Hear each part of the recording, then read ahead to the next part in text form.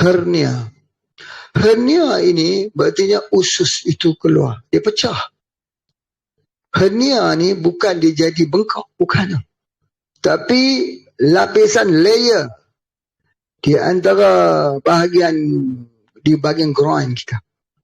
Di cabang paha tu ada satu layer yang menutup daripada dia pergi ke testis. Pecah. Usus masuk itu. Bila usus masuk itu bengkak.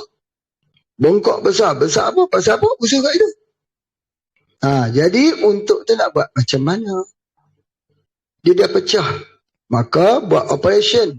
Dia panggil minor operation. Sikit tu ya. Dia operate pun bukan banyak-banyak tu. Sikit tu. Tu dia panggil minor operation. Sikit ya. Dia buka sikit. Dia jahit balik itu. Okey. Baik.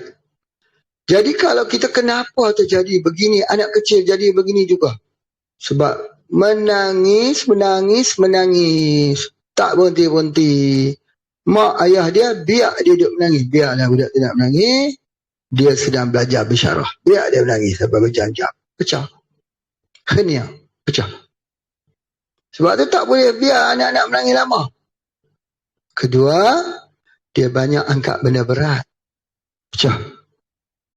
Itu di antaranya sebab-sebabnya. Jadi oleh sebab itu maka kita gunakan Sinida dan Busra.